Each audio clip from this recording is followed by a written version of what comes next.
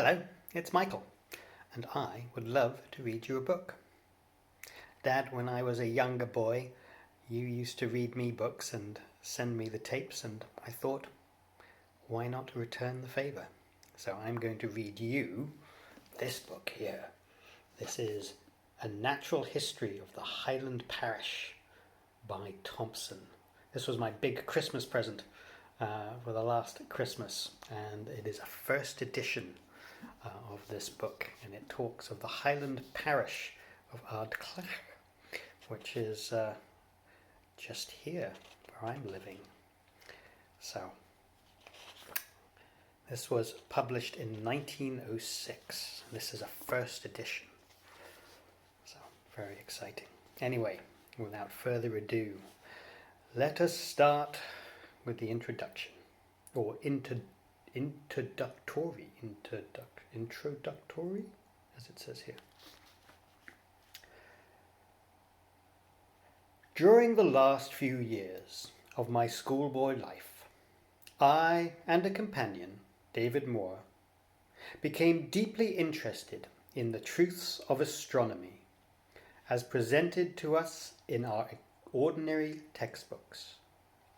As the schoolmaster himself had a decided favour for this branch of science, he occasionally gave us perusal of an advanced work on this subject from his own library. In school, he even allowed us to spend an hour or two daily in the practical application of the knowledge thus acquired. It was therefore with no small degree of pleasure, mingled with some pride, that we devoted ourselves for a few months to the construction of large diagrams in colour to illustrate the plan and various effects of the heavenly bodies. From an artistic point of view, our productions were fairly credible, and the foundation thus laid proved greatly helpful to me when extending my knowledge in this department.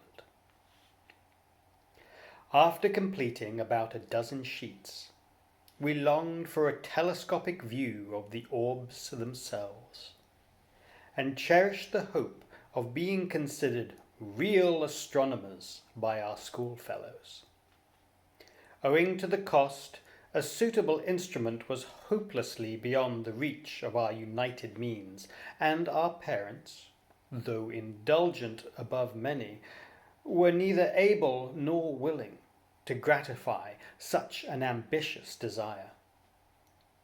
As the result of long and careful consideration, we boldly resolved to attempt the construction of a telescope ourselves.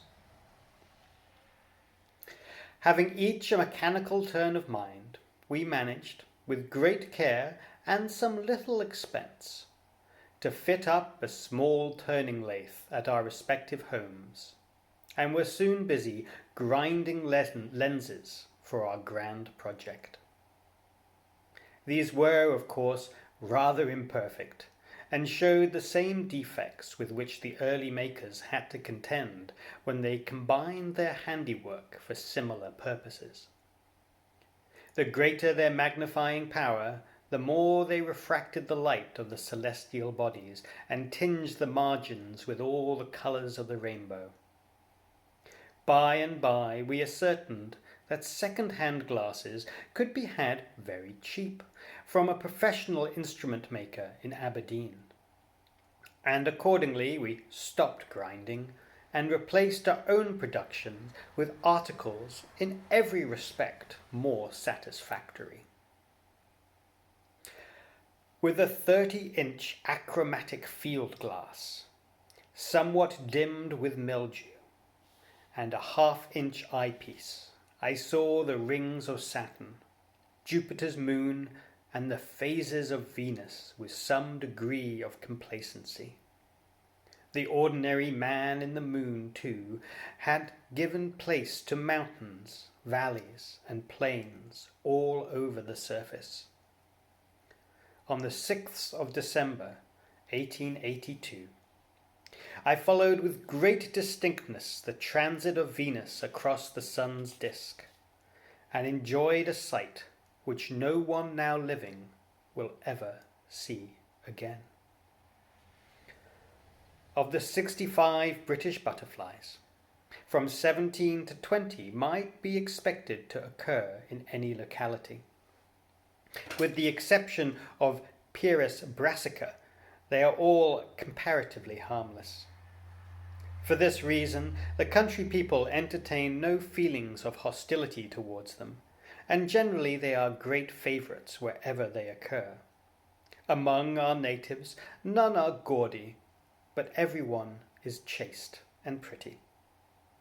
At first, they appeared to me, as to the uninitiated, to be simply members of one great family, and only divided into septs according to their colour, red, white, blue, or dark brown. To the former belongs the brilliant little copper, so well known to everyone who takes a walk by the field or riverside. It was this insect which so much attracted my attention many, many years ago, that I decided to turn entomologist. It is indeed a beautiful creature. For a more intimate acquaintance has only served to intensify my early admiration. By a succession of broods it adorns the woods and moorlands for a great part of the year with its bright coppery red wings, dotted here and there with black spots. During my first season, I collected about a dozen species, and in order to identify them, I procured a copy of Staton's Manual of British Butterflies and Moths. But my progress in nomenclature was for some months rather slow. Next year, 1857, I accepted a kind of locum tenens on the coast of Kincardine. During the summer months, I was a frequent visitor to the seaside, wandering about one day, net in hand, at the foot of the Hose. I came across a pretty little butterfly with brown wings dotted with white in the centre. It was flitting about in considerable numbers over a glassy, grassy slope which ran down to the water's edge, and appeared to be very fond of resting from time to time on the flowers of the ragweed. My find on that occasion was easily identified. According to Staton's manual, the insect turned out to be Polyematus artaxerxes, a northern species of very rare occurrence in this country. In the hope of obtaining a few southern butterflies by exchange, I sent a short paragraph to that effect to the Entomologist's Weekly Intelligencer. But the result was entirely beyond what I had expected. For more than a fortnight, letters of inquiry and boxes containing insects in advance came pouring on me at the rate of about a dozen daily. In all, the number reaching me amounted to 150. The great majority from clergymen of the Church of England and young entomologists whose notepaper bore monograms, crests, or coats of arms. I was now on the horns of a dilemma. The commodity I offered was flying stock, and I had not in my possession even a leg or a wing for the various applicants. Well, in the circumstances I did my best, but that was not all I could have desired. While this correspondence was going on, the local post-runner was making frequent inquiries at my neighbours as to what good luck had come the way of the young schoolmaster. Some said one thing and some another, but all were convinced that I had fallen heir to a big fortune in some shape or other. None ever dreamed of the true explanation.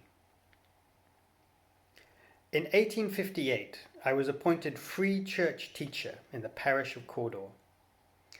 Among the natives, my place was known as the Culkery School, after the name of the croft on which the buildings were erected. Having no idea of Gaelic at the time, the name grated rather unpleasantly on my ear, and I decided, on the suggestion of a London gentleman born in the district, to call my new home View Hill. Accordingly, this was the address which appeared after my name in the list of British entomologists for the following year.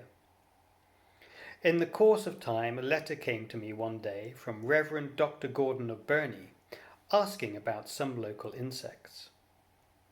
I replied, and the correspondence thus began, continued intermittently until within a short time of his death. By and by, the minister, in a letter to his friend Mr. Stables, factor at Cawdor Castle, happened to mention my name as an authority on some point of local natural history, and was informed that there was no such person or place in the parish. In reply, Dr. Gordon stated that as he had received several letters from Mr. Thomson at View Hill, it might be worth Lord Cawdor's while to consider the propriety of appointing a factor somewhat better posted up in the details of his lordship's estate. Mr. Stables, who was a staunch adherent to the old Celtic place names, was not a little puzzled, but calling at the post office, he found that the mystery was easily enough explained there. Soon after, I received an invitation to dinner at the castle, and was offered every facility to consult his private collection of native plants and fossils, as circumstances might require. As the latter were entirely new and interesting to me, I lost no time in paying a visit to the limestone quarry at Lethen Bar. At that time, the particular nodules were to be found on the surface in large numbers, and the first one which I opened showed up as a perfect section of the curious Pterichthys cornutus, as could be wished. The others contained fairly good specimens of Cocosteus decipiens and Osteolepis major. Well, looks like he has found some good fossils. I think I need to look up and see what those ones are. But for now, I'm going to pause our reading, and we'll do some more soon. Okay, lots of love.